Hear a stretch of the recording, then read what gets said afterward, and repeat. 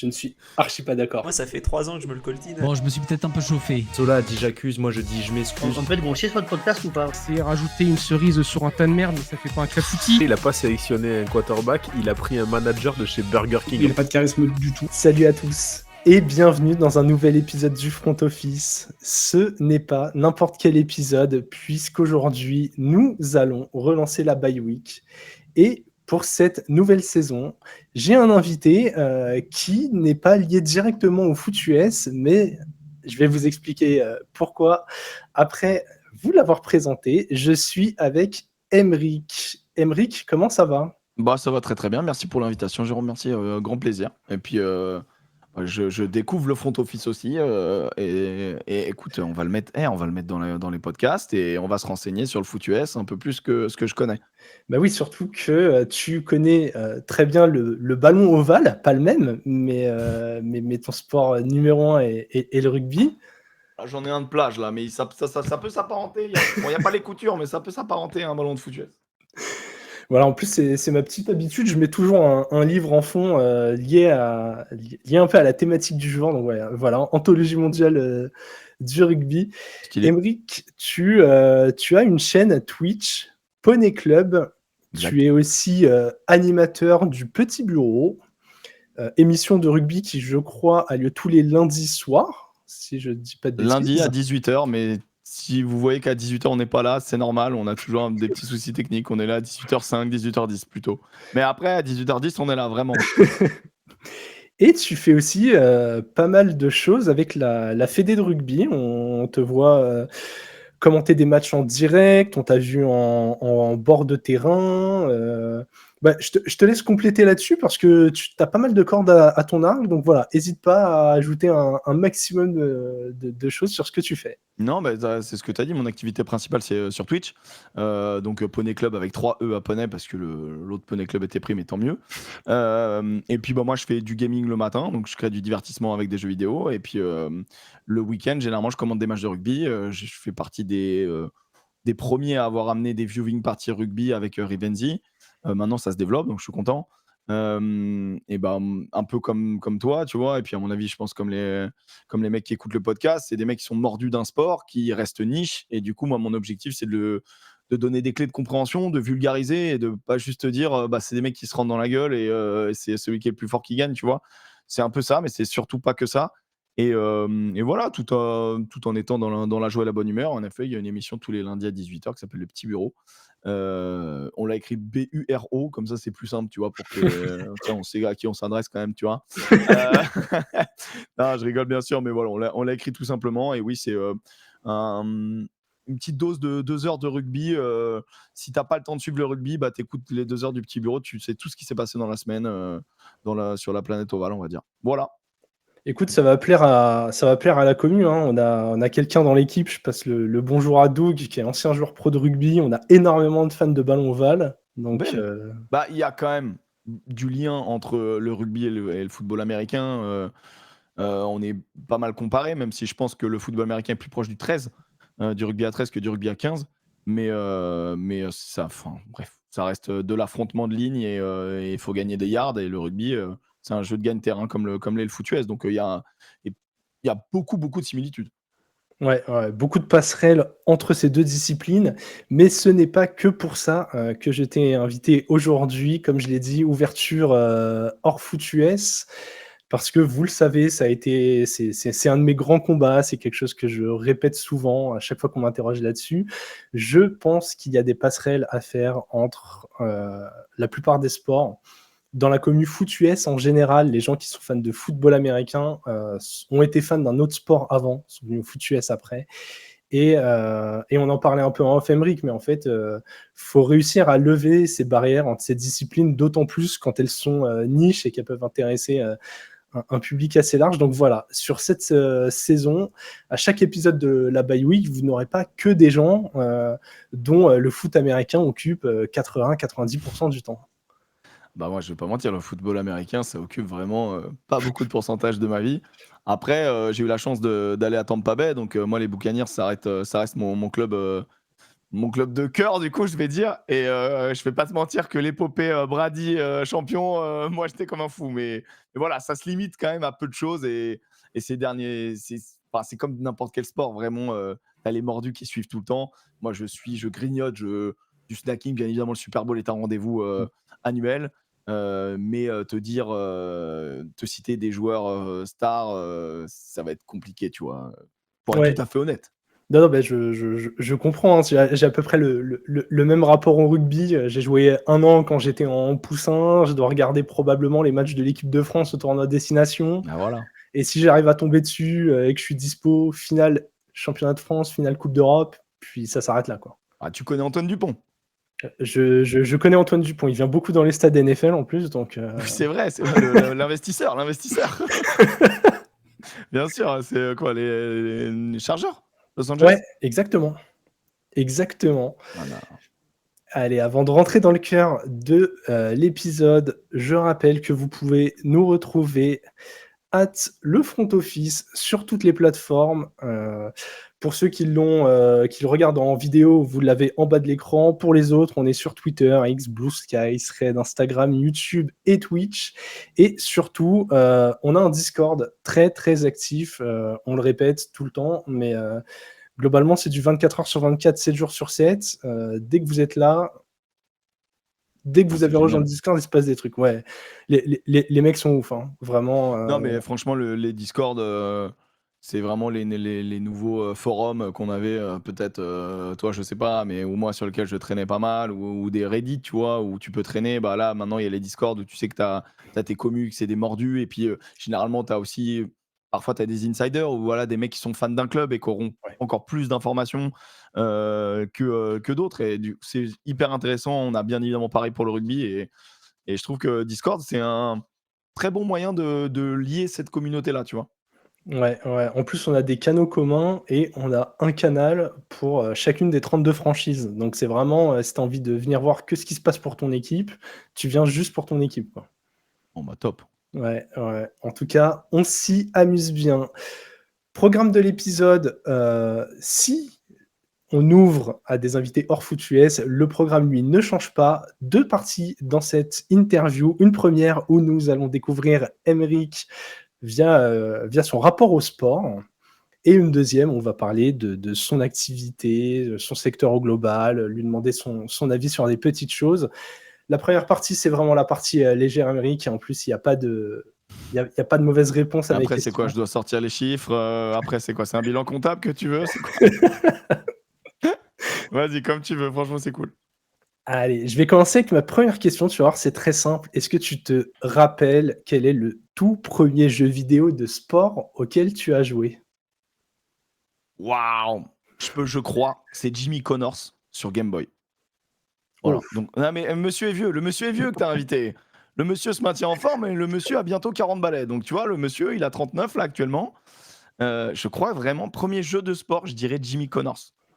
Tu vois, comme ça, là. Genre, c'est peut-être pas lui, mais ça doit être dans le truc. Et donc, c'est un jeu de tennis, c'est même pas un jeu de foot.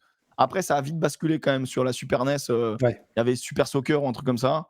Ouais, désolé, mec. L'autre, il va me dire, moi, c'est FIFA 2008. Non. Non, je ne suis pas si jeune. Je vais sur mes 32 ans, donc on a quelques va. années d'écart. Mais C'est quoi ton premier jeu de sport? premier jeu de sport, je pense, ça doit être FIFA 94. Et vraiment édition Coupe du Monde. Je me rappelle d'un Rivaldo ultra pixelisé où globalement t'appuyais sur le bouton, le ballon rentrait, quoi. Putain, trop bien. Non, mais tu sais que c'est vraiment les jeux, tu sais, où tu jouais même. Je me rappelle, les jeux de foot, on les jouait où tu remontais le terrain, je sais pas comment dire, Oui. pas en latéral, justement, tu vois. Oui, vraiment Olivier Tom de bas en haut. Ouais, exactement. C'était tellement bien. Tu faisais des vieilles frappes enroulées qui allaient toujours dans des vieux buts pixelisés, mais quel bonheur, on s'amusait. C'est incroyable. Et t'inquiète pas pour ces vieux jeux, tu vas plaire à la commu. On a une commu de vieux monsieur dans l'ensemble. Tant mieux. On a une moyenne d'âge autour de la quarantaine, donc t'es en plein dans la cible. 40, je sais pas si on peut dire vieux, vraiment. Je crois pas. Hein. Non. Si on se met une échelle. Je dis ça pour la cible. Ça fera plaisir à tout le monde. Ne relance pas, ça fera plaisir à tout le monde. j'allais dire foot US, nous, tu sais, les quarterbacks, maintenant, ils poussent jusqu'à 40, C'est 42, vrai. Ouais. donc ça va. Allez, je vais faire appel encore une fois à tes souvenirs et même à tes tripes, puisque je vais te demander l'émotion la plus forte que tu as ressentie dans un stade de sport. Waouh! L'émotion la plus forte que j'ai ressentie, il y a 2 trucs. Il y a un truc en tant que supporter et il y a un truc professionnel. En tant que supporter, j'ai eu la chance d'être, hem, j'ai eu la chance d'être stadier. Enfin la chance, c'était du boulot, hein. D'être stadier et de vivre, un France-Angleterre où, Gaël Fickou, un joueur français, très connu, hem, marque, l'essai de la victoire contre les Anglais. Il marque en coin là où moi j'étais stadier Ah ouais. et du coup, j'ai ce souvenir de un être heureux et de 2 me prendre la vague du public parce que moi j'étais dos. Bah, alors dos sur au moment, je vais pas te mentir que j'étais retourné. Oui. Tu vois, les stadiers qui sont bord stade ou que tu plains parce qu'ils sont assis sur leur siège pour vérifier en fait que les gens, vont bien et qu'il y a pas de débordement et cetera et qu'il y a surtout personne qui tombe dans les pommes. En fait, on pense que c'est que pour les strikers et cetera, mais en fait, c'est surtout pour, vérifier que tout le monde est bien sur sa chaise et qu'en fait, tout va bien quoi. Et ça c'est une émotion vraiment de supporter où avec entre la frustration de tu vois j'avais l'écran géant à droite, Bah oui.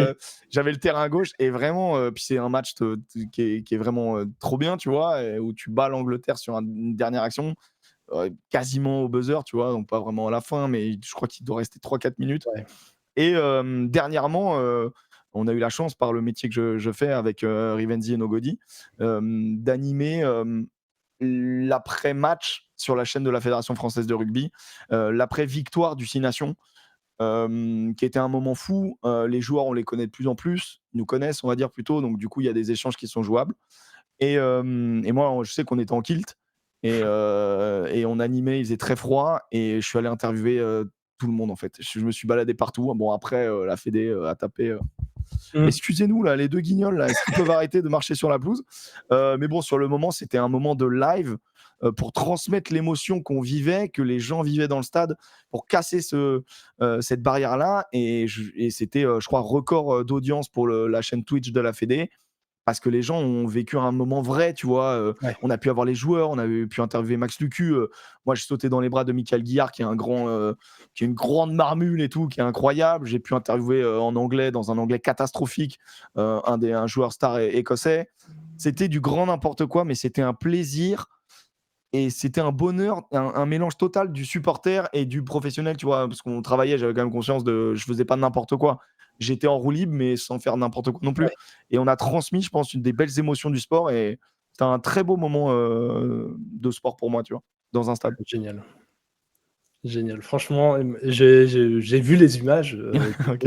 C'était ouais, c'était assez incroyable. Et oui, quand tu dis que la Fédé a un peu resserré les boulons, c'est qu'en théorie, vous n'étiez pas censé, avec Rivenzi, avoir accès à C'est autant pas de qu'on n'était pas censé, on n'avait pas accès. En fait, le Stade de France, il est découpé. Ouais. Nous, on avait le droit, par exemple, d'être bord terrain, mais il y a une zone au bord du terrain où tu ne peux pas aller. C'est la zone du couloir où il y a justement la presse internationale, la presse française, donc France Télé essentiellement, et là où les joueurs rentrent. Ça, c'est une zone que tu dois avoir validée sur ton accréditation. On l'avait pas. Tu ne peux pas aller sur le terrain. On allait sur le podium récupérer les confettis, tu vois. On a fini l'émission sur le podium, qui est bien évidemment au milieu du terrain. Alors, ils te disent, t'as pas le droit d'aller sur la pelouse pour pas abîmer la pelouse. Ils ont mis un podium de 15 tonnes, donc ils vont pas, à un moment donné, Oui. c'est pas mes 80 kilos qui vont faire la différence. Mais en fait, oui, c'était pour le principe. Ils sont dans leur bon droit. C'est plus la sécurité, le Stade de France, vis-à-vis aussi de la presse qui paye pour avoir ces exclusivités-là. C'est normal que d'avoir un pimpin en kilt qui interview Benazi et Finn Russell, ça leur fasse un peu bizarre. Mais je pense que c'est pas tant la presse qui a gueulé, c'est juste le principe, tu vois. Ouais. Mais bon, on verra si on fait ça l'année prochaine. Non, mais en tout cas, des très bons moments. Et ouais, je me rappelle de cet essai de Ficou. On en parlait en début d'épisode. Un des rares matchs de rugby que j'ai vu aussi. Ah ok, bah trop bien. Ouais, bah en termes de rugby, j'ai le souvenir je pense, c'est milieu des années 2000, d'un France-Angleterre, ça doit être pareil, tournoi destination. Et genre, on gagne 18-17 et genre 18 points au pied d'Iashvili. Et vu que j'étais complètement fan de Biarritz et de Iashvili, j'ai jubilé devant ma télé, quoi. Je comprends. Bah, grosse époque du BO, c'était incroyable. C'était une équipe incroyable, défensivement monstrueuse. Ouais, qui a malheureusement un peu sombré depuis. Écoute, c'est des cycles, hein. Allez, on va continuer. Je ne sais pas si tu es collectionneur, mais si c'est le cas, c'est quoi le plus beau maillot de sport de ta collection? Je suis pas vraiment collectionneur, mais j'ai des maillots pour avoir des connexions avec le rugby et tout. Je dirais que non, là j'ai eu dernièrement j'ai eu le maillot je connais un joueur professionnel qui s'appelle Marco Tolène qui joue à Montpellier et il m'a envoyé son maillot full dédicacé de champion quand Montpellier a été titré. Michael Guillard qui est quelqu'un qui a été formé dans mon club, qui est joueur maintenant de l'équipe de France et de Lyon. Il m'a gentiment envoyé un maillot de l'année dernière, tu vois, de leur épopée en Coupe d'Europe. Donc voilà, ça c'est des maillots qui sont précieux parce que ça a été donné par des gens que tu apprécies et que tu connais leur valeur d'homme. Maintenant, des maillots petits que j'ai eu, je sais que j'étais très fan de l'Australie, très fan des joueurs que je vais citer, peut-être ça va pas t'évoquer, mais Gregan et Larkham. Bah oui. Larkham qui est une des meilleures charnières 9 et 10 9 et 10, ouais. de ce sport. Et j'ai le maillot de leur Coupe du Monde 99 et que je trouve trop beau et qui a une symbolique parce qu'on me l'a donné quand j'étais gosse et que c'était la charnière que j'adorais, tu vois. Donc, Les maillots d'enfance, ça marque ouais, ils ont du poids, particulièrement. mais bien sûr. C'est- Mais il a rien de particulier, hein. Ils l'ont acheté à Decathlon, je pense, hein, tu vois, les darons. Hein. Mais juste, c'est le maillot, tu vois, de Gregan et Larkham. Et je suis en mode, waouh, tu vois. Ah non, mais je comprends. Enfant, j'allais en vacances dans les Alpes et à chaque fois, on passait la frontière, on allait rapidement en Italie. Juste derrière la frontière, pas très loin, t'as Turin. Et je me suis retrouvé avec un faux maillot de David Trezeguet. Mais quand t'as 7 ans, t'es Ah, comment bien sûr. en fait? T'as le maillot Bien sur sûr. toi. En Bien plus, sûr. quand j'avais 7 ans, c'est Euro 2000. Et David Trezeguet, Euro 2000. Ah, c'est lui qui nous délivre. Voilà. Donc David, il a une place au fond du cœur. Écoute, tu as parlé de ton club. Là, c'est un moment où tu vas être moins confortable. J'ai envie que tu nous racontes le moment où tu t'es pris le plus la misère sur un terrain, puisque je sais que tu as joué au rugby. Tu n'es pas juste un fan, tu l'as pratiqué. Je joue toujours. Et tu joues toujours? Je joue croyais que tu avais toujours. raccroché les crampons. J'ai fait non, écoute, j'ai fait une blague de j'ai pris ma retraite internationale, mais ma retraite internationale qui a jamais démarré, de toute manière, carrière internationale qui a jamais démarré. Non, écoute, je joue toujours. J'ai été piqué à 5 ans, j'ai pris une licence et parce que le foot, ça te prenait qu'à 6 ans. Au début, j'étais comme n'importe quel petit gamin, peut-être tu veux faire du foot, tu vois, et puis ça te prenait pas à 6 ans et du coup, je suis allé au rugby et je suis jamais reparti. Et du coup, moi, je suis dans le même club depuis très longtemps. Après, la vie fait que j'ai joué à Saint-Pierre-et-Miquelon, j'ai joué un petit peu en Belgique. Mais du coup, la pire, je sais pas, moi, j'ai des tonnes de matchs, en fait. J'ai des tonnes de matchs où j'ai été complètement catastrophique, où tu prends des tubes de l'espace. J'ai pas d'anecdote proprement dit de matchs de merde, parce qu'il y en a beaucoup, en fait, des matchs de merde, en fait. Non, je sais que je suis un teigneux et que des fois, je suis un peu con et des fois, oui, ça m'arrive peut-être de me faire expulser et de sortir du terrain, quoi. Mais ça m'est arrivé. Mais pas le moment où tu te retrouves un contre un, t'es le dernier rideau, le mec te met un crochet et puis Ah, mais- tu laisses une cheville. Alors, j'ai pas eu ce genre de truc où ça déclenche une blessure, mais j'ai eu. Je suis pas un gros plaqueur, je suis pas un gros défenseur. Je suis plutôt sur l'aspect offensif, on va dire, à mon échelle.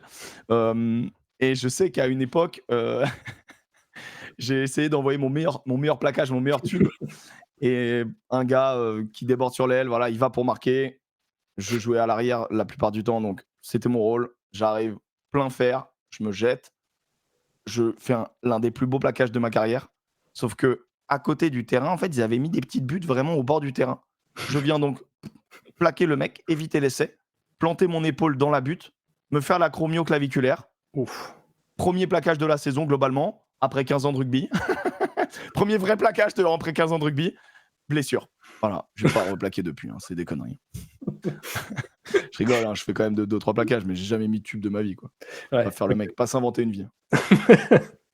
Oui, il y a des choses qu'on peut pas faire. J'ai joué au basket pendant 12 ans. Il y a des choses, voilà. Moi, je naviguais derrière la ligne des 3 points. Ouais. Sous le cercle, c'était un peu plus compliqué. Je fais 1m80. Quand je croisais des mecs de 2m05, bon, j'étais Ça, pas aussi ça à se l'aise. travaille, ça se travaille, ça se travaille. Tu vois, tout le monde est en capacité de mettre des tubes. C'est juste, ça se travaille. Moi, j'ai jamais travaillé, mais toi, tu es capable de dunker. Il faut juste travailler un peu l'élan, quoi. J'aime beaucoup trop l'apéro pour ça. Voilà. Ah ouais, Tu l'as pas ah, compris. cette fucking gravité. Exactement. Allez, là, je vais aussi te mettre un peu en difficulté, mais parce que peut-être beaucoup de gens vont écouter cet épisode et il va falloir que tu te positionnes. On Vas-y. a des gens, notamment dans le Discord, qui viennent d'un peu partout. Je vais te demander pour toi, quelle est la plus grande ville de sport de France? Plus grande ville de sport de France. Ouais, celle qui, pour toi, c'est celle qui respire le plus le sport, parce que soit c'est la ferveur des supporters, soit ils ont beaucoup d'équipes. Les critères, c'est vraiment à ton bon vouloir, Ah, mais c'est celle où dur. tu te dis: «Ici, vraiment, ça pue le sport». Tu sais quoi? La première pensée que j'ai eue, c'est Montpellier.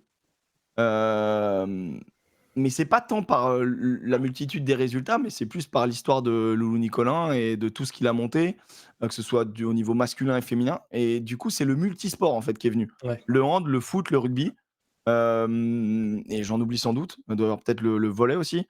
Tu vois, c'est le premier truc qui m'est venu en tête. Pas forcément enfin, genre, je suis supporter de rien du tout de Montpellier, tu vois, Ouais. mais c'est le premier truc qui m'est venu où je me suis dit, bah, le Montpellier Hérault, quand ça a été champion de France, ça a été une dinguerie. Le club de rugby, pareil. Enfin, tu vois, genre, il y a pas mal de au hand, c'est quand même très solide. Tu vois, c'est le premier truc que j'ai en tête. Mais après, je pense que n'importe quelle grosse ville, ça peut rentrer. Au rugby, bien évidemment. Toulouse, bien sûr. Toulouse au rugby, bien sûr. Et il y a le TFC et il y a pas de souci avec ça. Mais ouais, bizarrement, quand j'ai écouté ta question, c'est Montpellier qui m'est venu en tête en premier. Voilà. Ouais. J'espère que les gens n'ont pas quitté le podcast. Écoute, je suis en rien fan de Montpellier, mais je suis d'accord. Quand j'ai rédigé la question et que je me la suis posée aussi, du coup, je me suis dit: «Ouais, Montpellier, ça coche pas mal de cases». Je te rejoins là-dessus. Le sportif que tu aimerais le plus interviewer? Waouh! Le sportif que j'aimerais le plus interviewer, c'est très compliqué. Là, demain, on te donne accès à absolument tout le monde. On te dit, ce gars-là, il est avec toi dans une salle pendant une demi-heure, 1 heure, tu as le temps de parler un peu. Et d'ailleurs, sportif, pas forcément en activité. Tu as le droit de prendre Ouais, un ouais, bout de bah, t'inquiète pas karaté. que, franchement, est-ce qu'on est sûr qu'il répond à toutes mes questions? C'est ça la vraie question. Non, bah, là, il y a beaucoup de noms qui arrivent. En français, j'aimerais avoir Zidane, tu vois? Mais je suis pas sûr que ce soit le meilleur client. Ouais, Maintenant, en mondial, j'aimerais parler avec Usain Bolt. C'est quelqu'un qui me fascine, et j'ai l'impression que sa carrière, même si elle a été, exceptionnelle, elle est presque passée trop vite. ouais, Je sais pas si tu vois ce que je veux dire? Genre comme lui, en fait, l'éclair. Et je en suis fait, c'est d'accord. passé presque trop vite. C'était un moment fou de l'athlétisme qui reste, bah, avec les tu vois, moi, les jeux olympiques, c'est un truc qui me marque de dingo et peut-être Usain Bolt. Bien sûr, ceux qui me disent Michael Jordan, je comprendrai aussi totalement, hein, bien sûr. Mais ouais, ça fait partie des sportifs, Marie-Jo Pérec que j'ai eu la chance de rencontrer, est également, incroyable. Je reste dans l'athlé, tu vois? Mais la vie de cette femme est folle et la gentillesse de cette femme m'a marqué, tu vois? Donc ouais, Marie-Jo en plus long en fait, j'ai déjà eu la chance de lui parler, Ouais, mais en plus longuement d'ailleurs, je crois qu'il y avait un doc Canal sur elle qui réhabilitait un peu son image et ça fait du bien. ouais, ouais. Non, mais je suis totalement d'accord. Je connais, bon, je suis comme tout le monde, hein, je connais Marie-Jo Pérec, mais j'ai moins de retours sur elle, mais en tout cas sur Ah ouais, Usain Bolt, ouais. j'ai l'impression que c'est une bulle hors du temps. En fait, le mec est venu, il a tout fracassé dans un profil totalement différent et depuis qu'il est retiré, tu entends plus parler de lui Ouais, c'est et fou. j'ai même l'impression que si tu faisais une interview avec lui, sur 1 heure d'interview, le mec te parle pas de sport plus d'1/4 d'heure, j'ai l'impression. Je pense qu'il te parle de foot, il te Ouais, parle peut-être d'événements et tout. Non, si je pense tu peux l'emmener, mais Et oui, juste la vie, c'est quoi, enfin, franchement, c'est un phénomène. Ouais. Mais au final, ça a duré 12 ans, quoi, tu vois. Ah, je rajoute, hein, les spécialistes d'athlètes vont dire, ah, pas du tout, mec, en fait, c'était juste 15 ans et 7 mois. Mais, mais ouais, moi, il m'a marqué. Bien évidemment, il y a de la suspicion qui est inhérente maintenant à notre époque, tu vois. Mais surtout quand le gars il dit, bah moi je mange que du poulet en fait. Et je lui dis, t'es en mode, oui, bon, bon, tu t'entraînes un peu. Mais, mais même pas. Enfin, moi, ouais, je pense qu'il est intéressant parce que dans la méthode, dans la gestion de la pression, surtout l'athlé, en plus le 100, le 200, enfin, c'est Ouais. les trucs où tu dois être. Je trouve ça fascinant, les sportifs de, les sportifs de haut niveau, de très haut niveau. Les mecs, on leur demande d'être bons à un instant T. C'est tellement dur. C'est tellement dur. Et Enfin, le, je trouve ça fascinant, moi. le 100 et le 200, ce qui est complètement dingue, c'est que si tu prends JO plus championnat du monde, t'as un événement énorme tous les 2 ans. Et genre un Bolt, il joue ça à chaque fois ses saisons sur 30 secondes, 10 secondes sur 100 mètres, 20 secondes sur 200. Il n'a Ouais, pas le droit à l'erreur, quoi. C'est complètement dingue. Et on le voit d'ailleurs un peu plus sur sa fin de carrière, quand il y a Yohan Blake qui monte et qui fait son fameux faux départ. Quand ils ont changé la règle et que dès le moindre faux départ, tu étais disqualifié, alors que sur son début de carrière, tu prenais un carton, mais tu n'étais pas disqualifié tout de suite. Tu sens que quand il sent la concurrence monter et qu'en plus, tu as ce risque de te faire tout simplement éliminer de ta course Ouais, c'est fou. en partant un quart de seconde trop tôt, je trouve ça dingue. Ouais, non, mais c'est hallucinant. C'est hallucinant. Voir le mental de ces gars, ces hommes et ces femmes, c'est impressionnant. Je vais faire appel à ton imagination, Émeric. C'est un rêve d'un peu tous les fans de sport. S'il y a une compétition dont tu pouvais changer le format, laquelle est-ce que ce serait et à quoi ça ressemblerait? Le format, Ouais, genre, tu vois, je dis au hasard, pas parce que c'est ton sport, mais la Coupe du Monde de rugby avec des poules de 5, par exemple, au hasard. bah, la Coupe du monde de rugby, elle va basculer en fait, elle va déjà changer. Ouais. Mais puis on a un sport qui change beaucoup. Non, tu vois, dans mon sport, dans le rugby, c'est la Champions Cup que je changerais. Donc la Coupe d'Europe, l'équivalent de la Ligue des Champions, mais pour le rugby, qui je trouve est plus attrayante, quoi. Tu vois, pour faire un état des lieux à ceux qui connaissent pas trop le rugby, faut savoir qu'il y a deux coupes d'Europe, un peu l'équivalent de la Ligue des Champions et de l'Europa League, et tous les clubs du top 14 participent. Ça n'a aucun sens. C'est-à-dire que le club qui monte de Pro D2 participe à l'Europa League, qui s'appelle la Challenge Cup. Ça n'a aucun sens. Tu finis 13e du top 14, tu as une Coupe d'Europe l'année d'après. Ouais. Bah forcément, cette coupe, tout le monde s'en fout. Et donc, du coup, bah, ça dilue aussi celle de dessus. Et je trouve ça dommage, en fait. Et je trouve ça dommage. Et oui, il y a un format que je changerais sur la Champions Cup. Maintenant, c'est long à expliquer, ça va être chiant, mais parce que c'est le rugby. Mais ouais, c'est plus ça, la Coupe du Monde de rugby. Ce qui est dommage, c'est que c'est long, en fait. C'est que la Coupe du Monde de rugby, elle démarre, t'es excité, elle termine, ton fils, il a le permis, quoi. Donc, c'est un peu chiant, quoi. Ouais, c'est la fin du premier tour qui est longue, je pense. Mais ils ont réduit le format, là. Là, ils Ouais. ont réduit le format pour arriver sur les matchs coup près. En gros, ils ont réduit d'une semaine, mais ils t'ont rajouté des huitièmes de finale. Ce qui fait que tu vas avoir un match coup près, mais qui va être sur 8 matchs. Finalement, 6 matchs qui vont être joués d'avance et 2 matchs qui vont être tendus. Ouais. Mais c'est pas grave, tu vois, c'est pas grave. Moi, je sais qu'au rugby, bah, il y a des équipes qui trustent le très très haut niveau et que le rugby est un sport. Et ça va te parler au foot US. Moi, je trouve que plus tu mets de joueurs sur un terrain, plus tu dois les faire danser ensemble, plus c'est complexe. Ouais. Et je classe pas les sports, mais je pense que c'est plus facile.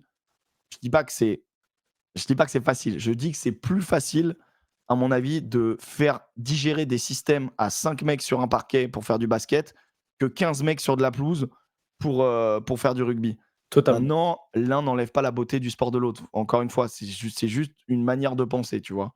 Et peut-être que je me trompe, encore une fois, mais c'est ma manière de penser. Et donc, du coup, bah.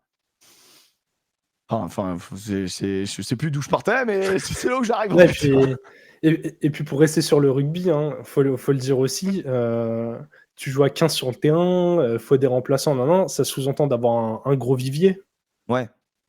Un gros vivier et un gros staff maintenant. Ouais. Tu as besoin de techniciens dans tout. Il y a tellement de phases de jeu, mais comme le foot US est une énorme une énorme école là-dessus Mm. parce que les États-Unis ont l'argent pour le faire, parce que c'est l'un des sports les plus populaires du monde, en tout cas des États-Unis, on va dire, mais c'est connu partout dans le monde.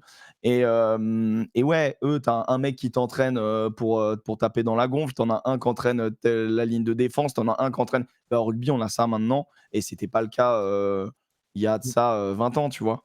Donc forcément, pour les plus petites nations, bah, il y a un chemin qui est un chemin de croix presque, qui est immense à rattraper par rapport aux nations très fortes. Ce qui fait que quand tu suis une Coupe du Monde de rugby, des fois tu te dis, bon, il y a 84-3, à quoi ça sert?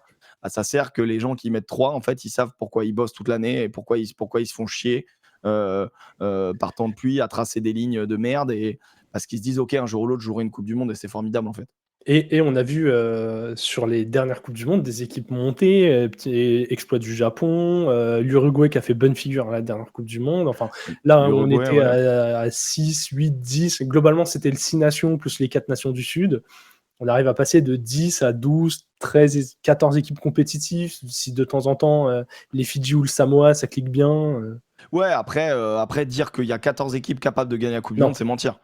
Non, mais Tu c'est vois. mais c'est vrai au foot aussi, c'est vrai au basket. Des bonnes équipes, il y en a. Ouais. Des bonnes équipes, il y en a. Et c'est le Portugal qui a fait la Coupe du Monde en France, qui a fait une magnifique Coupe du Monde en France, tu vois, notamment, quoi. Allez, on va faire un petit retour au calme, puisque je vais te demander le sport idéal pour faire une bonne sieste. Bah, une étape de plaine du Tour de France. Ouais. Enfin, vraiment, parce que, tu sais, je me dis, genre, presque le tennis, on pourrait dire ça, mais la vérité, le tennis passe toujours des choses. Ouais. Je peux comprendre les gens qui aiment pas trop, mais par contre, une étape de plaine du Tour de France, quand tu sais que ça va se jouer à 17h en fait au sprint, bon, désolé, hein, mais Tu finis de manger à 14, tu mets le réveil à 16h30. voilà, tu fais la sieste avec, puis les souvenirs, je suis désolé, moi, le Tour de France, c'est l'été, il fait chaud, je suis avec mon tonton, tu vois, on a fermé les persiennes. Tac, t'es petit, on te met un petit fromage blanc avec du sucre. Et puis voilà, puis tu regardes le Tour de France, et puis le tonton, en fait, tu remarques qu'au bout de 25 minutes, il ronque. Et il est en train de dormir, tu le réveilles avant le sprint final, et c'est des bons moments, tu vois. Mais on dort. Ça me va, je pense que c'est la réponse numéro 1 de tout le monde. Si on fait une famille en or, c'est ce qui s'en... Ah ouais, je pense que de toute façon, quand tu l'as écrit toi-même, tu t'es dit, bah, c'est le mec qui me répond pas le Tour de France, vraiment, il est particulier. Et pourtant, gros fan de cyclisme, hein, mais... Ah mais attention, moi j'aime beaucoup, il y a une vraie connexion cycliste rugby en tout cas, parce qu'il y a un côté régional dans les deux sports, et il y a un côté ouais, où tu as l'impression que, enfin, je sais pas, t'es proche des stars, quoi, t'es proche des athlètes. Ah bah ouais, oui, il y a... Mais les étapes de sprinter, vous me faites chier, quoi. Approcher un Pogacar comme tu peux l'approcher en montagne. Il y a très peu de sports où la grande star de la discipline, tu peux être autant en proximité avec elle. Va approcher Hamilton, vas-y. Ouais. Allez, il reste 2 questions dans cette partie. Vas-y. Le commentaire de match célèbre que tu aurais adoré prononcer, tu vois, la phrase d'un grand commentateur qui t'a marqué, où tu te dis, si j'avais commenté ce match, quelle fierté j'aurais eu de prononcer ça. Waouh. Moi, il y a un match que j'aime particulièrement, c'est 99, victoire des Bleus contre les All Blacks, 42-34, je sais plus, enfin 42 à quelque chose. Laissez Dominici, vas-y Dominici, vas-y mon petit, tu vois, Thierry Gilardi. Maintenant, le pass à Zinedine, Coupe du Monde 2006, ça, je trouve que c'est exceptionnel. Je trouve qu'il est très juste, et que... Oh non, pas ça. Oh non. Je trouve ça exceptionnel. Ah, maintenant, pas après tout ce que tu as fait. Après tout ce que tu as fait. Enfin, il y a tout, il y a le décorum, c'est la finale, c'est la première fois qu'il y a l'utilisation frauduleuse de la VAR, du coup. Tu vois Zidane qui passe à côté de la Coupe du Monde, c'est une parabole incroyable. Ouais, non, là, le commentaire, il est fou. Moi, j'ai pleuré, hein, je sais. Moi, le sport, c'est dans les veines, mais je pense que tous les gens qui écoutent ça, ils le savent. Hein. Ils sont pareils. Moi, vraiment, 2006, je suis en larmes. Genre, Zidane, il part, c'est terminé. Alors que c'est pas fini le match, mais je suis en mode, on a perdu, c'est fini. Ouais, j'avais 13 ans, et il se peut que j'ai nourri une petite haine contre les Italiens pendant une bonne période. Materazzi, bien sûr. On l'adore. Ouais, il se peut qu'il y ait quelques insultes qui aient volé. Ouais, allez, Dernière question, Emric, on va se projeter. Prochaine Coupe du Monde de rugby. 2027, Australie. La France arrive en finale. Mhm.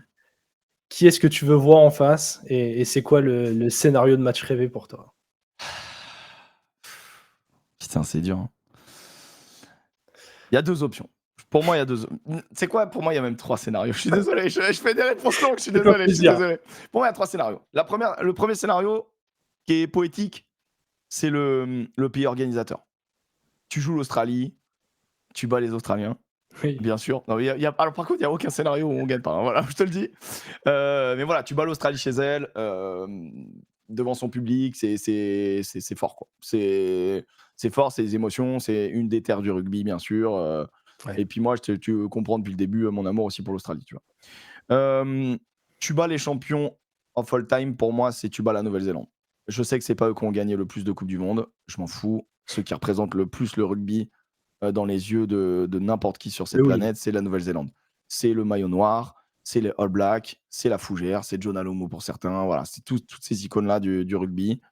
Tu bats la Nouvelle-Zélande et j'étais persuadé que dans mon livre, c'était ce qu'on allait faire en 2023 et qu'on allait battre Afrique du Sud, Angleterre, Nouvelle-Zélande et que ça allait être la Coupe du Monde de ma vie, tu vois. En tant que supporter, bien sûr, mais bon, moi je la commentais donc j'étais trop content, tu vois. Et bon, bah non, ça s'est pas passé comme ça. Je dirais pas l'Afrique du Sud parce que. Enfin, c'est ok, hein, moi j'enlève pas les titres sud-africains. Je trouve que voilà, dans le rugby, on a pu être aigri de par l'arbitrage. Je pense que voilà, il y a eu des erreurs d'arbitrage, mais il y a eu beaucoup d'erreurs du côté français qui Ouais. nous ont fait Les tomber. ballons hauts, messieurs, les ballons hauts. Ouais, les ballons hauts, bien sûr. Même cette. Par moment, le French Flair nous a tués, c'est-à-dire qu'il y a 2-3 moments où on leur donne des ballons en fait bêtes parce qu'on veut relancer, parce qu'on sécurise pas, et bref. Enfin, ce quart de finale, il entra encore beaucoup de personnes.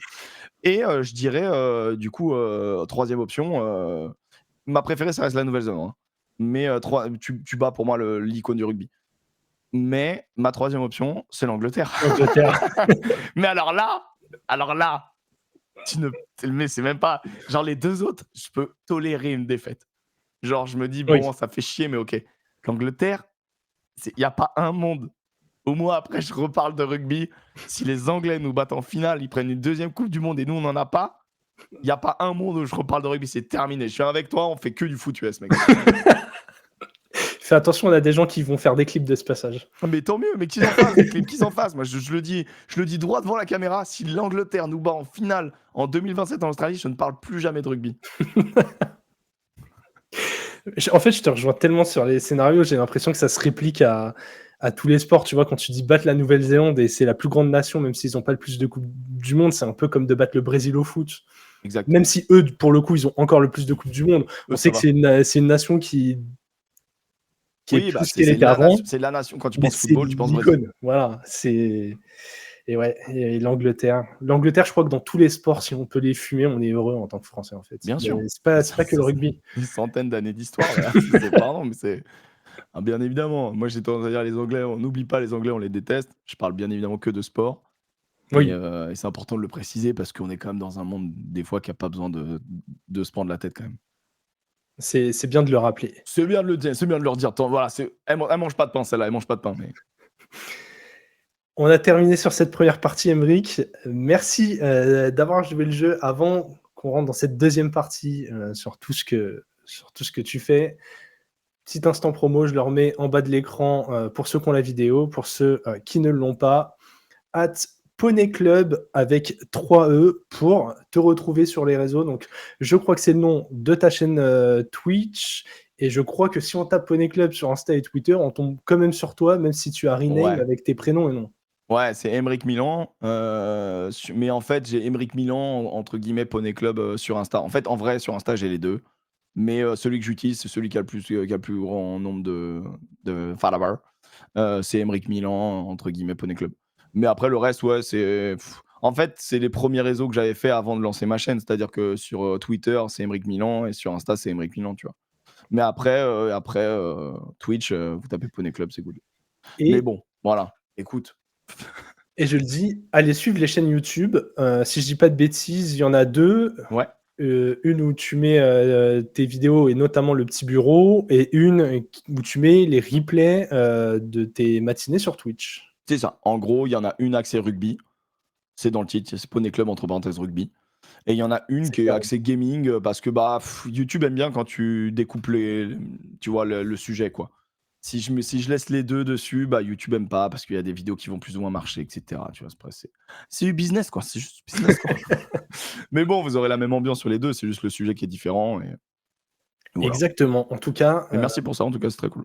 allez mettre un j'aime et venez sur les lives parce que les lives d'Emeric sont très cool. Je le dis d'expérience. Ah, c'est gentil, merci beaucoup.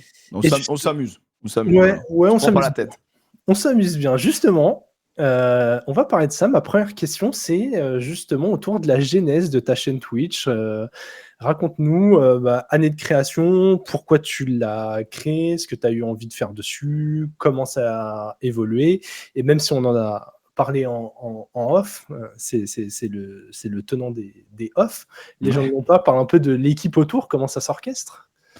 L'équipe autour. Alors attends, je vais te dire la genèse d'abord. En gros, moi je travaille, j'ai été auteur pour la radio, pour la télé, pour le web. À cette époque-là, en gros, c'est 2019. Moi, je crée ma chaîne Twitch. Pendant très longtemps, j'avais tout simplement pas la fibre chez moi, donc c'était très compliqué. Et j'avais pas un excellent PC, mais comme tu vois, je pense que ça va parler à beaucoup de monde. Pas un excellent PC, pas spécialement la fibre. Donc tu es en mode, Twitch, je le regarde, mais je suis Ouais. plus YouTube et je crée pas à côté parce que quand tu bosses, au final, moi je respecte beaucoup. Je suis passé par là, tu vois, où tu associes et travail et stream, et c'est dur, quoi, tu vois. Mais c'est pour ça que ça doit être au départ une passion et une envie de partager à quelques personnes ce que tu fais. Et en fait, le Covid tombe. Moi, c'est le Covid qui me met dedans. J'ai la fibre qui arrive, genre vraiment 6 mois avant le Covid, et le Covid qui arrive et qui me supprime mon travail. Parce que dans le divertissement, je vais pas te mentir que du coup, pendant le Covid, il n'y en avait pas des masses. Ouais. Donc, vous avez pas vraiment besoin d'auteur. Et donc, du coup, une fois que tu as mangé Netflix 3 fois, tu dis: «Je vais faire quelque chose». Et je me suis lancé sur Twitch, et c'était marrant parce qu'au début, il y avait mes potes parce que, tout le monde était chez eux, et du coup, on était 4 à jouer, et 5, il y avait 5 viewers, quoi, donc c'était très drôle.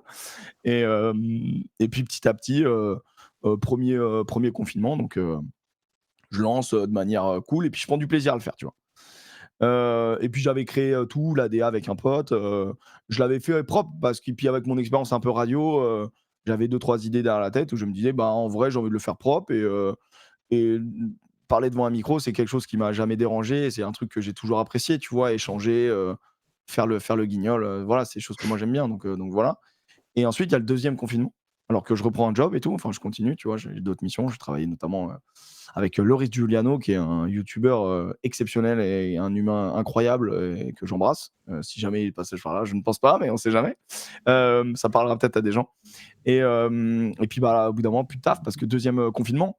Et c'est Ouais. le deuxième confinement où je me mets, où j'avais coffré un peu de sous dans un optique d'achat, voilà, de mec qui veut investir au bout d'un moment parce qu'il a 30 balais et quelques, mais pas assez pour acheter, mais qui avait l'objectif, tu vois. Et, et du coup, je me dis: «Bon, j'ai coffré un peu de sous, je me donne un peu de temps et je le fais sérieusement», tu vois? Parce que là, de toute manière, on est bloqué, j'essaye de faire des trucs. Et moi, je mets, entre guillemets, 1 an, un petit peu moins d'1 an pour générer, pas un SMIC, mais genre 900 balles, tu vois? Donc je me dis: «C'est jouable», Ouais, tu te dis, il y a tu un vois? début Je de me dis: «Il y a piste. moyen». Ouais. Je me dis: «Le monde du streaming, à moins que ce soit exponentiel et que ce soit intéressant, financièrement, et que je puisse m'en sortir», tu vois? Hem Et donc du coup, quand tu commences à générer de l'oseille, tu es obligé de créer ton auto-entreprise, et donc vient se rajouter la strate auto-entrepreneur qui moi m'a beaucoup plu, tu vois? Qui est extrêmement énergivore, et je respecte beaucoup ceux qui créent, leur boîte, et qu'elles échouent ou pas, tout le chemin est incroyable, et Mmh. énergivore, tu vois? Et peut même détruire un peu, les à côté, la vie d'à côté qui est pas si facile, tu vois? Parce qu'il faut être soutenu. Moi, j'ai la chance d'avoir une femme formidable qui me soutient de ouf. Vraiment, je pense que ça, c'est une des clés d'être extrêmement bien soutenu à côté, quelqu'un qui croit en toi, tu vois? Ouais. Et hem Et du coup, moi, je monte mon auto-entreprise, je me dis: «Bon, bah, on génère un peu» et puis voilà et puis, de fil en aiguille, bah, tu génères un peu plus et puis après, tu arrives à te sortir, bah, des 1 500 balles, des 1 700 balles. Après, tu découvres les OP, tu grandis et en fait, ma vie, c'était un peu un jeu vidéo, tu vois? Moi, je me compare un peu à ça où tu passes des étapes ou, un humoriste, tu vois? Ouais. Ou un musicien. Tu démarres, devant des salles, quasi vides et puis petit à petit, ça se remplit. Petit à petit, ça, tu continues, tu te donnes beaucoup et tu fais en sorte de avec quelques stratégies de grandir et petit à petit, tu commences à en vivre et donc ça, c'est formidable, c'est une chance de fou. Moi, je me lève tous les matins, j'ai la banane, je suis très heureux de faire ce que je fais, j'ai une chance incroyable là-dessus, j'en ai conscience et donc je fais tout pour, tenir le cap et puis pour pas décevoir et pour continuer de grandir quoi, tout simplement. Voilà. Après, le streaming, c'est compliqué et même si moi, j'arrive à rassembler, pas mal de monde à mon échelle, tu vois? Je sais pas, il y a entre 400 et 500 spectateurs le matin. Le petit bureau, on arrive à faire 1 500-2 000 spectateurs avec YouTube. Je suis loin d'être, je suis loin d'être un créateur de contenu qui est blindé et je vais répondre à ta deuxième question, même si c'est très long ce que je dis et j'espère que j'ai pas on n'a pas perdu trop de monde. Mais je Non, pense que c'est t'inquiète. intéressant quand même Mais d'avoir un peu oui, les et les gens ont l'habitude, hein, au front office, quand on a des trucs à dire, on se laisse aller, donc vraiment, pas de souci avec les timings. bon, c'est cool. Mais en gros, pour répondre à ta deuxième question, l'équipe et tout, bah, il y a pas d'équipe en fait. Il y a pas d'équipe. Moi, je suis toujours auto-entrepreneur, que tu des fois, je facture, un monteur pour faire, tu sais, des stories, pas des stories, mais des reels Insta, ou enfin des formats verticaux parce que, bah, tu obligé de passer par là et même si c'est pas mon premier contenu, moi je suis content, ça peut être des petits extraits un peu clips, tu vois, qui sont Ouais. marrants, ou rugby informatif ou tu vois, je partage un petit peu, tout ça, ce qui me passionne et ce qui me fait vivre, sur mes réseaux.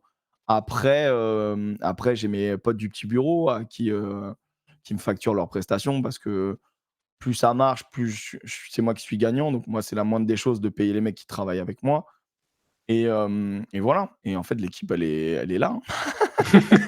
Et voilà et enfin c'est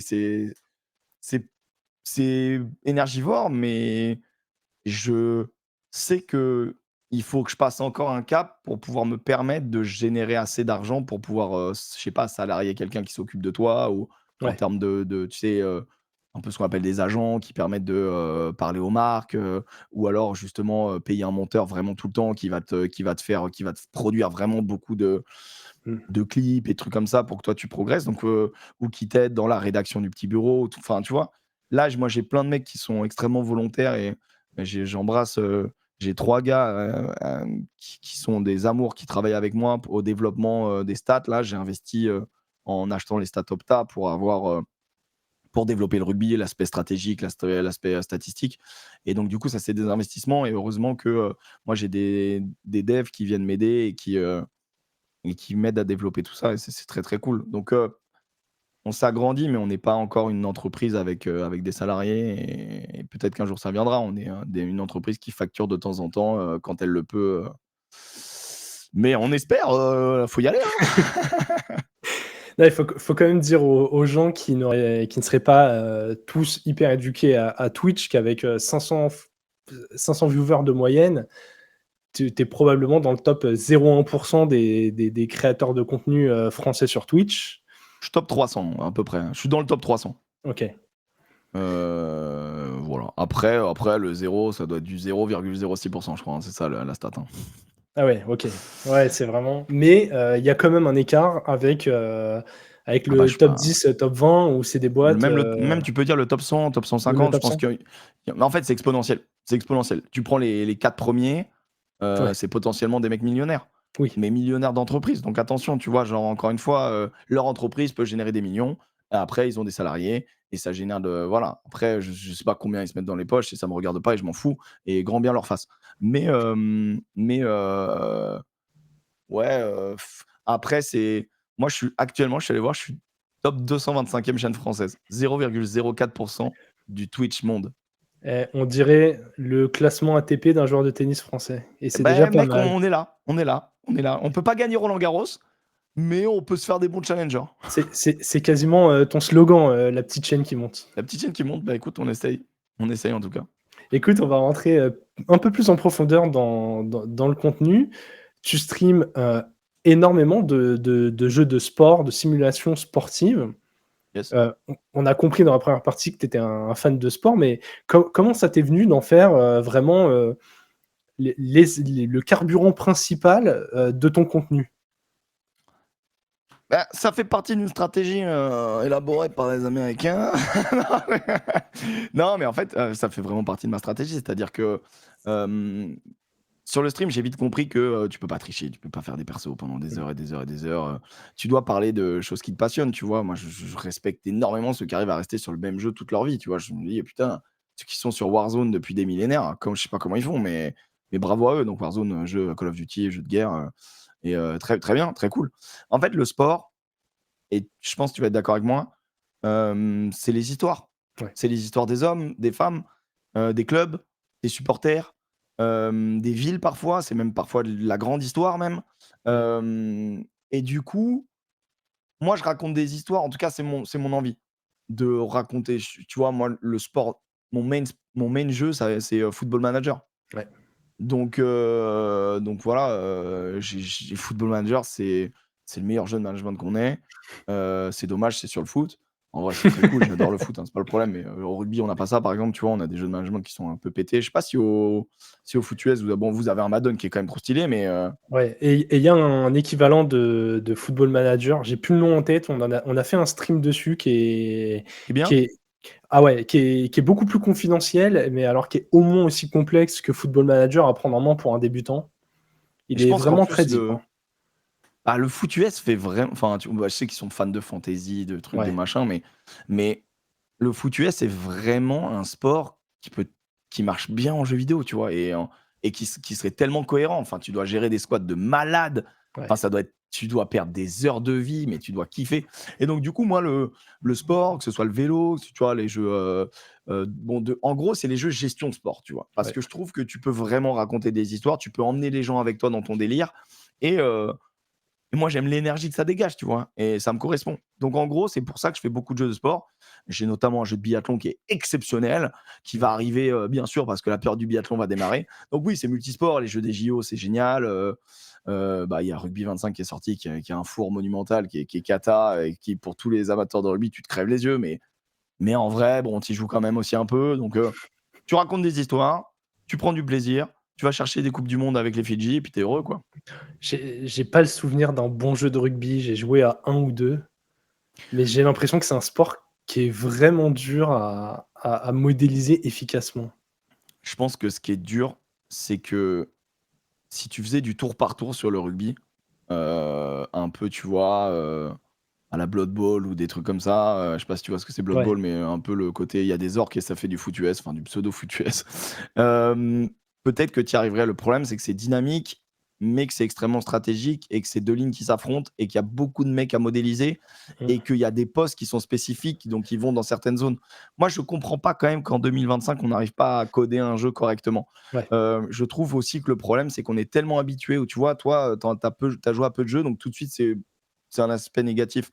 Il y a eu un Rugby 22 qui est sorti, qui était pas nul, qui manquait de contenu, mais qui était pas nul, qui avait plein de bonnes idées. Et comme tout le monde part du principe que c'est nul et que les graphismes étaient catastrophiques, tu avais l'impression d'être sur la PS3, et bah, du coup, ça fait un peu un four, tu vois? Ouais. Donc l'un entraîne l'autre et puis le jeu vidéo, c'est un marché qui est compliqué, surtout en ce moment. Donc voilà, tu as des jeux de rugby là, en fait, Rugby 25, il est trop bien dans le contenu, mais il est nul dans le gameplay.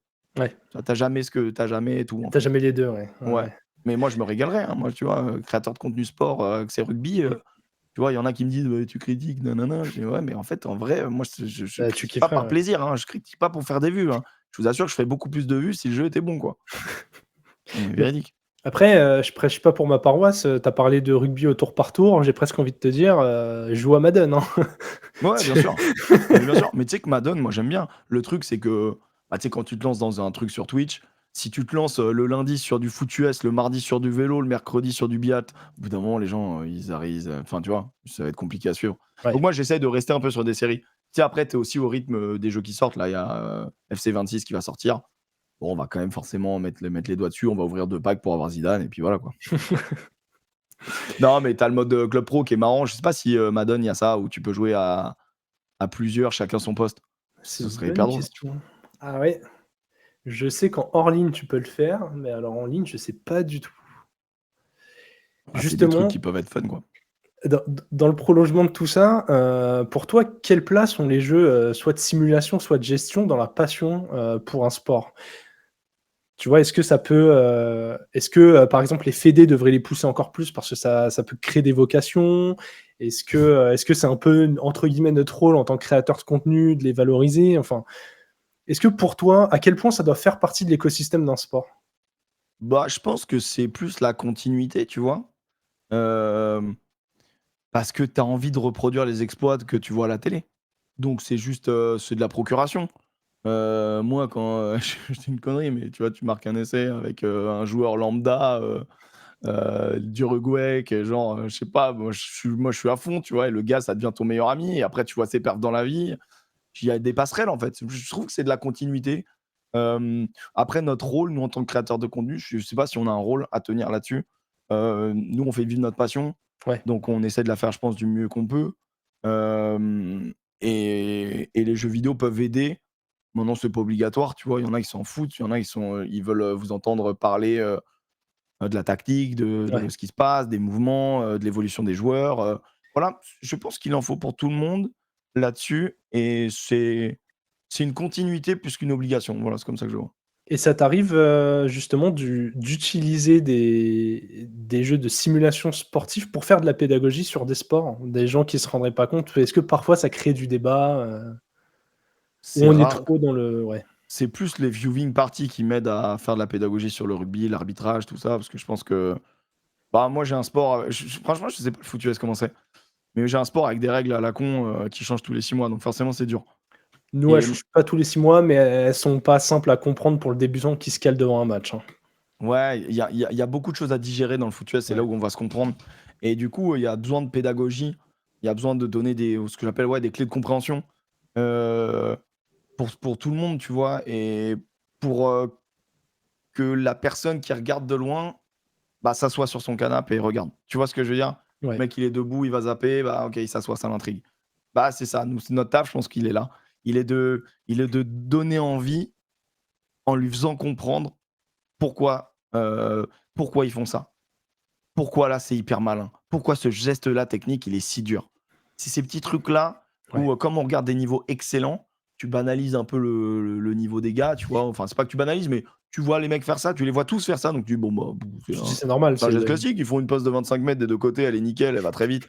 Ah non, en fait, mon gars, fais une passe toi dans ton jardin, tu vas voir, elle va faire 10 mètres et elle va être dégueulasse. Ouais, ouais, ouais, ouais. Avoir la rotation sur un ballon de rugby, quand tu veux le lancer très, très loin, c'est pas donné à tout le monde». Ouais, mais même, moi j'ai vu des rugbyman, c'est marrant parce qu'on l'a tous fait, tu vois? Le ballon de foot US, on se le lance sur la plage, on se le lance dans un jardin et cetera. Bah, ouais, mais c'est une technique de ouf, en fait, Ouais. pour que ce soit puissant, que ça aille vraiment là où tu veux, au millimètre et tout machin, ouais, ce qu'on regarde, quand on regarde la NFL, c'est une folie, c'est une Ouais. folie. Et du Ouais. coup, c'est ça, en fait, à expliquer pourquoi c'est une folie. Parce que dire que c'est une folie, je pense que le gars, il peut s'en rendre compte. Mais pourquoi c'est une folie? Pourquoi c'est dur? Pourquoi c'est technique? Pourquoi ça demande de la répétition? C'est là où nous, on a un taf. Et les jeux vidéo là-dessus, moi, je suis pas certain que ça nous aide plus que ça. Voilà. Moi, je crois que ça nous aide à divertir, à amener, peut-être à happer, tu vois, les gens.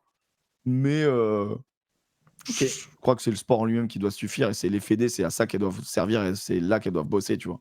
Sur la com, sur le sport. Eh bien, tu as parlé justement des tu anticipes ma prochaine question, tu as parlé des viewing parties et de la fédé, on l'a déjà un peu dit, mais tu collabores pas mal avec la FFR, que ce soit en ayant la possibilité de diffuser, en ayant pu aller, bord terrain. Comment un peu marche votre, collaboration et c'est quoi leur avantage? Autant pour eux que pour toi d'ailleurs, hein. Comment vous vous y retrouvez, les 2 parties dans cette collaboration? Bah, moi, elle m'embauche, en fait. Quand la fédé, en gros, moi, je crée du contenu autour du rugby, je fais vivre le rugby. Je pense qu'eux, après, ils se disent: «Bon, bah, ce gars-là a une communauté rugby, donc on va faire appel à lui pour présenter des trucs rugby parce que c'est cohérent», tu vois? Et parce qu'il va pas dire des saucisses et il en dit un peu, mais voilà, il va moins en dire et du coup, eux, ils veulent juste utiliser l'image que tu as créée Donc c'est cool. Mais il faut savoir que travailler avec la Fédé, moi j'ai un contact à Fédé qui a un amour et qui est hyper cool et qui est un gars qui veut pousser Twitch et pousser un peu tout ça, mais c'est pas c'est quand même pas un vieux monde, mais Ouais. toutes les fédés sont pas en capacité de comprendre Twitch et mettre du temps en tout cas, tu vois, à valider des choses et mettre pas beaucoup d'investissement dans ce genre de choses. Donc c'est pas forcément obligatoire, tu vois. Moi, c'est ma crèmerie, donc forcément, je vais dire, bah si c'est cool et tout, faut le faire, c'est bien. Mais la vérité, c'est qu'il y a d'autres méthodes, tu vois, donc de mettre en avant les sports auprès d'un public plus large. Enfin, tu vois, genre, chacun utilise sa stratégie en fait. Mais je pense que Twitch est vraiment crée du lien et ça pourrait être fort. Mais tu vois, moi, quand je travaille avec la Fédé, euh, on n'est pas, on n'a pas de contraintes, tu vois. Enfin, franchement, les contraintes basiques, bah, tu tailles pas les joueurs Oui. tu vois, tu t'évites de dire, ah, lui, quand même, le match d'avant, il a été nul à chier. Ça, tu le dis sur ton émission si tu veux, mais t'es chez la Fédé, donc tu le dis pas, mais c'est juste du bon sens, en fait. C'est juste du bon sens. Nous, on s'est tapé la guéguerre Jalibert Ntamak. Moi, j'ai Ouais. mon avis là-dessus où je disais que je comprenais pas non plus et que Jalibert était fantastique et qu'après, c'est ça. En fait, je pense que ça s'explique tactiquement, tu vois, quand tu choisis un joueur plutôt qu'un autre, pourquoi tu le mets là, qu'est-ce que tu veux faire et tout. Mais il y a des endroits où, bah, voilà, tu t'en parles pas spécialement par bon sens, où tu vas sur un autre sujet ou en tout cas, tu peux en parler, hein, mais tu en parles positivement, tu vois? Oui. Tu dis ce que lui apporte, ce que l'autre apporte, ce que l'autre pourra apporter pour l'équipe de France et cetera, tu vois? C'est les seules petites contraintes qui touchent au bon sens. On nous a jamais dit, «Pas le droit de vous moquer du sélectionneur, pas le droit», Ouais. tu vois? Genre, tu sais, sur ses lunettes, son discours, ses machins, ça, ils me laissent carte blanche, ils sont contents, même le sélectionneur, je pense que bon, je pense qu'il est pas au courant, mais ça le ferait marrer un peu, tu vois? Je pense qu'il y a de Ouais. l'autodérision quand même. Moi, Donc voilà, ça c'est très cool. Le seul truc, c'est que des fois, tu as l'impression que tu vas avoir des avantages et en fait, tu as quand même des contraintes de, bah, en tant que fédé, il y a des trucs qu'ils peuvent pas se permettre de faire et des fois, tu crois que tu peux avoir tel ou tel joueur. En fait, tu as le joueur, mais tu l'as dans le cadre de la fédé, donc le joueur, il est un peu calibré différemment. Oui. Quand tu le reçois, si tu le reçois sur The Front Office, un joueur pro ou si tu le reçois sur un truc de conférence de presse, il va pas te donner la même chose, Ouais. tu vois? Voilà, c'est en toute honnêteté, les différences. Maintenant, travailler avec la fédé, moi, je trouve que c'est très cool, mais c'est pas obligatoire, hein. Tu vois, honnêtement, moi, je vis pas pour travailler pour la fédé, tu Oui. vois? Oui, Genre, oui. je vis pour, créer mes trucs chez moi et que la fédé fasse appel à moi, c'est une reconnaissance très agréable. C'est un contrat aussi, tu vois? Pour parler purement, entrepreneur comme on l'a fait tout à l'heure, donc c'est cool. Enfin, tu vois, tu allies le plaisir à tu vois, c'est agréable, quoi, tu vois? Tu es content de le faire et puis tu es payé pour le faire, donc c'est génial. Et puis voilà, et puis après ça roule, après tu vois de l'image et tu as l'image aussi de la fédé qui est très agréable parce que du coup ça te donne du crédit, même si le crédit tu l'as aussi gagné un peu en travaillant avant, tu vois? Donc voilà. Ouais. Ouais, les choses, elles arrivent jamais par hasard, hein. Les gens qui se disent: «Ah ouais, tain, lui, là, il peut faire ça avec, tel fédé, tel athlète, tel», Ouais, ouais, c'est genre parce qu'il y a du boulot derrière, hein. après tu as la frustration des fois de te dire, parce que, pourquoi c'est eux, qui sont, sur le bord de terrain et pourquoi c'est pas, un tel, un tel, un tel, ah ouais, ben, le truc c'est que des fois les mecs ils te suivent pas tout le temps, ils savent pas tout ce que tu mets en place et je peux comprendre en vrai, ils ont pas à le faire. Donc je peux comprendre des fois qu'il y a un côté, les influenceurs nous cassent les couilles et moi je déteste ce terme, mais c'est pour ça que je dis créateur de contenu, tu vois? Mais pour beaucoup, bah, on va te mettre l'étiquette: «Bon, bah, toi, tu es juste un guignol qui joue à un jeu de biathlon le matin, pourquoi tu viens?» Et je comprends en fait, franchement je comprends. Mais c'est pas que ça. Ouais. Et tu penses que, donc ton émission, Le Petit Bureau, dans tout ça, c'est plutôt un avantage ou parfois tu as senti que ça a pu être un frein? Parce que comme tu le disais, tu t'exprimes beaucoup plus librement, dans ton émission forcément que dans le cadre des échanges avec la fédé ou dans le cadre de tes partenariats avec eux. Bah, c'est vrai qu'on est, sans filtre, tu vois? Maintenant, tu sais que le vrai frein qui a été, tu sais ce que c'est? C'est mon pseudo. Parce que ça n'a aucun sens, tu vois? Poney Club, il parle de rugby. Pourquoi? Tu sais que la fédé, à un moment donné, j'ai Mmh. eu une discussion très sérieuse en mode: «Est-ce que tu vas changer de pseudo un jour ou pas?» Voilà, c'est plus ça, c'est juste, parce que, Ouais. j'avoue que moi, quand j'ai démarré Poney Club, je pensais pas qu'en faire ma carrière non plus, et j'aurais sans doute dû choisir autre chose. Mais bon, c'est pas grave, c'est là, maintenant j'ai Et de c'était l'amour pour chiant ce de touriner. pseudo parce que Non, mais ouais, tu peux tout rename, mais bon, c'est chiant, quoi. Et en fait, il y a aussi un vrai truc, tu vois, genre moi, je sais pas, t'as grandi en tant qu'avec ce pseudo de merde, bah du coup, je l'aime ce pseudo de merde, tu vois. Ouais. Et c'est juste et donc je vais le garder, je vais tenter de le défendre, même s'il a pas de sens et qu'en termes de SEO, c'est de la merde, bah c'est pas grave, c'est pas grave. Et du coup, ouais, c'est plus ce genre de truc-là, tu vois? Mettre sur OK. une affiche Poney Club, ils avaient plus de mal quand même. Tu vois? Ils mettaient Aymeric Milan. Bon, on faisait qu'une faute, mais ils mettaient, tu vois, ils mettaient mon blaze. Et mais le petit bureau, c'est cool et j'ai déjà reçu des joueurs, sur le petit bureau et j'ai personne qui s'est plaint, tu vois? Au contraire, les joueurs, ils ont une certaine liberté sur Twitch qu'ils peuvent avoir, et les gens, ils adorent ça. Et pour travailler avec ce moi, j'ai pas eu de problème, enfin, ou alors on me l'a pas dit, ou juste c'est plus des contrats qui t'arrivent pas peut-être, mais tu le sais pas Ouais. du coup.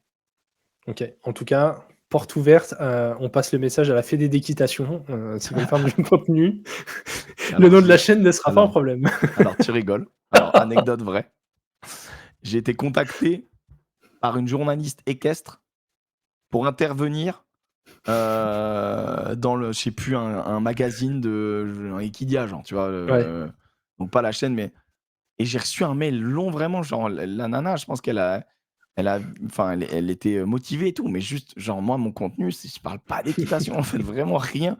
Et genre le mail était hilarant par son contexte, tu vois? Et du coup je lui ai dit, clairement que bah, j'avoue que le poney, c'est pas mon délire, hein. Moi, au début, poney club, ça veut juste te dire, pour moi, un poney, c'est quelqu'un qui est nul en sport, tu vois? Ou Ouais. qui est médiocre dans un truc. Donc pour moi, c'était le club des médiocres. Pour moi, ça veut dire ça, tu vois? Et donc du coup, je suis en mode: «Bon, bah, en fait, il y a eu une incompréhension, quoi». C'est rigolo. Ah non, mais ce genre d'anecdote, nous, on se régale avec ça. Aymeric, on arrive tranquillement vers la fin de l'interview. La question, où je ne sais pas si tu vas pouvoir y répondre, mais est-ce que tu peux nous parler un peu de tes projets à venir, si tu en as quelques-uns sur lesquels tu peux te confier un petit peu, nous sommes tout oui. Bah, bien sûr, le Stade de France, on va faire un one man show. Non, écoute, franchement, en termes de projet, hem, de gros projets, moi j'ai des rêves, tu vois? J'ai travaillé sur des trucs, qui n'ont pas vu le jour. Pour ceux qui suivent la scène Twitch, il y a eu, du foot sur Twitch, il y a eu de la F1 sur Twitch, donc bien évidemment que j'ai envie d'emmener le rugby sur Twitch, mais malgré toutes les belles choses que tu as dites, c'est ou sur le fait que ça fonctionne et que c'est très cool, ça reste une niche et moi je suis Mmh. pas assez armé, pour financer un truc sur Twitch actuellement. Je sais que ça fait 2 ans que je bosse sur des projets de rugby à 7 avec, tu vois, des créateurs de contenu à la tête d'équipe et machin. Je pense que ça sera porté par d'autres personnes qui sont plus puissantes, on va dire via Instagram notamment, qui est le réseau social numéro 1, dans la tête des marques, donc pour investir. Donc ça sera plutôt ces têtes-là qui vont porter, enfin, je suis en train de me faire une raison, tu vois? Mais Ouais. je rêverais de mettre en place, ça. On a fait les touch rugby, ce genre donc du rugby à toucher. Il y a aussi le flag, hein, peut-être qui va parler au mec du foot US. C'est un Ouais. peu le même esprit, tu vois? J'ai filmé en mode, à l'arrache, je filmais avec mon téléphone, sur un terrain un peu pourri en région parisienne. On a donné rendez-vous avec toute la team du petit bureau à ceux qui voulaient taper le ballon, peu importe le niveau. Et on s'est retrouvés à 60 en fait. On s'est retrouvés à 60, on a fait un tournoi, Ouais. on a fait ça cet été, et on a fait ça 3 fois en live, on a fait ça 5 fois en tout. C'était génial en fait. Donc j'ai amené le rugby de manière un peu plus roots, plus à l'arrache quoi. Et un jour ou l'autre, j'aimerais bien amener le rugby un peu plus fort, mais moi ce que j'aimerais, c'est surtout continuer, puis faire monter la petite chaîne qui monte. Voilà, tout simplement. Bah, très, très Continuer cool. de travailler correctement, de respecter ce sport et de progresser, tu vois? Tu vois, éviter la saucisse. Moi, c'est le truc qui me fait le peur aussi. On essaye de travailler, on dit des conneries, hein, mais pas de saucisse, tu vois? Où vraiment on est à côté de la plaque et tout, ça m'énerverait trop. Donc Ouais, voilà, ouais, je développer le comprends. petit bureau qui est une émission que j'adore et continuer sur Twitch à m'amuser, pas de gros projets à annoncer, voilà, désolé.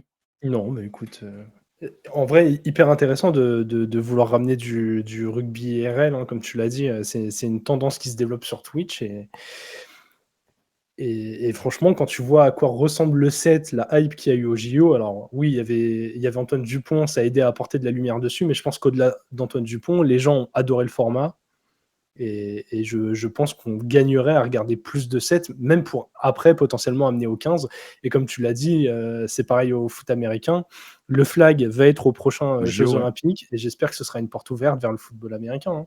T'en penses quoi du coup du flag au JO? C'est bien ou c'est trop fade? Ah, Grande en fait, réflexion. bah ouais, parce que j'ai pas assez de recul dessus. Moi, je trouve que c'est bien déjà parce que c'est un sport purement américain qui va être joué aux États-Unis. J'ai hâte de voir la compo de l'équipe. Tu vois, j'ai pas envie qu'ils se travestissent totalement à ramener que des joueurs NFL qui essaieraient juste par leur talent de prendre la place à tous les mecs du flag qui auraient bossé depuis longtemps. Mais j'aimerais, comme pour le rugby à 7, tu vois, qu'il y ait une ou deux stars qui Ouais. viennent apporter de la lumière et que par le format, ça enlève un peu tous les a priori qu'on a en France sur le foot américain. Globalement, tu parles de foot US avec des gens en France, c'est long, je comprends pas les règles, c'est violent. C'est un peu les trois points qui sortent à chaque fois. Et le côté violent aussi, c'est ce qui attire aussi certaines personnes, tu vois? Ouais, c'est vrai. C'est vrai, mais ouais, j'arrive pas à mesurer à quel point ça en repousse plus que ça en attire, tu vois. Ouais, je sais pas. Moi, je pense que c'est les horaires là, le 1er truc qui fait que, Ouais, mais tu vois, la NBA est regardée en France parce que le basket en France fonctionne bien. On a c'est tous vrai. joué au basket à l'école et pourtant les gens regardent la NBA. Pareil, beIN diffuse la NFL comme diffuse la NBA. Donc Mmh. tu te dis, les, Bah, les- il faut des Français pour porter. Tu sais, la ouais. France, mine de rien, on est un peu chauvin, hein. Il faut des Français pour nous attirer. Tony Parker a fait un taf de malade, hein, donc Ouais, je mais serais tu curieux vois, de savoir, tu vois, bon, après, c'était des canaux différents, mais les audiences d'avant-après, tu vois, Tipeee, ça ouais. emmenait du monde et après, Batum et compagnie, tu vois, mais Mais tu vois, dans la rue, tu montres aux gens une photo de Michael Jordan, il va être reconnu par quelques personnes. Tu leur montres et il n'y avait pas encore eu Tony Parker. Tu leur montres une c'est vrai. photo de Tom Brady, ils vont te dire, il joue dans quel film? Non, mais c'est vrai. Mais en fait, Tom Brady, en même temps, il a le physique de monsieur tout le monde un peu. Ouais. Tu sais, il a quand même le physique de l'américain de base. Ah ouais. Pas d'offense, hein, sur ça, mais tu vois, genre, tu vois sa tête, c'est vraiment, ouais, c'est un acteur d'Hollywood, de second plan, quoi. Bah Alors pour que c'est su- peut-être l'un des plus gros athlètes de tous ouais, les temps, en tout cas, c'est le GOAT de son sport, donc enfin, ouais. je pense qu'il y a pas de débat, non? Ah Ou oui, non, il y a pas de débat. voilà, il a fait Enfin, enfin, tu vois, je pense qu'à Tampa, il a fermé les livres, en fait, c'est bon, il a dit: «Bon, c'est terminé, c'est moi». ouais, ouais. Oui, il a plus de titres tout seul que n'importe quelle franchise de la ligue. Donc déjà, Ah, la stat, elle est exceptionnelle! ah bah oui, quand tu dis ça, déjà, t'as tout dit, hein. Ah, la stat, elle est incroyable! Ah ouais, putain, j'avais pas réalisé. Ouais, c'est exceptionnel. Après voilà, après il y a plein de joueurs et tout, mais oui, le foot US, je pense qu'il y a un public en France, c'est une évidence et faut leur donner des histoires, quoi.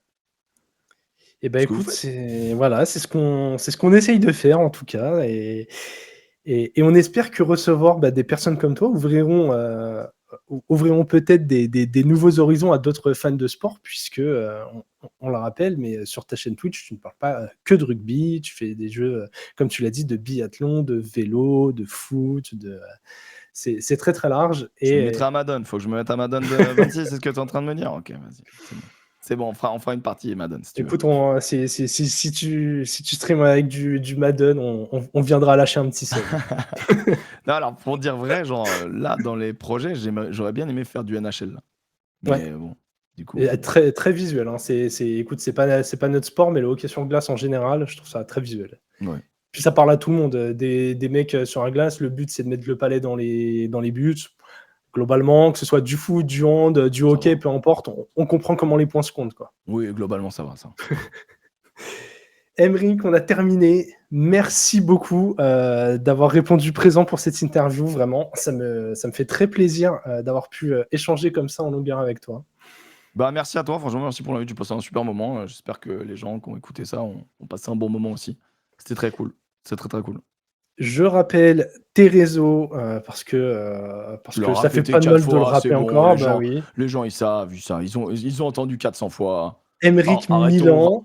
rappelle tes réseaux à toi, voilà, c'est bon. C'est quoi tes réseaux, Jérôme? GG_LFO, voilà, c'est ça que les Ça, gens ils veulent savoir. ça, j'ai mis mon perso et en tout cas, c'est Voilà. On t'envoie des le DM, front c'est ça que tu veux? office. Ils sont ouverts en tout cas. Ah, Non, d'accord. mais suivez surtout le front office, le front office, c'est le même nom sur toutes les plateformes et nous on est arrivé premier donc on n'a pas eu besoin de mettre plein de E au milieu. Bien joué. En vrai, bien joué, c'était pas si facile le front office, honnêtement. Pour l'anecdote, alors que c'est un truc qui est quand même, comme tu l'as dit, c'est une passion, c'est totalement amateur, on a créé tous les réseaux, on a pris le nom partout, peut-être 3 mois avant de commencer. Il y a Mais bien 4 ou joué. 5 ans pour ce Mais c'est bien de réfléchir à ce qu'on va faire aussi. C'est bien de le ouais, faire. Et là, on le voit, vous le faites hyper sérieusement, quoi. Donc c'est très cool. il y a de la planification. Bravo.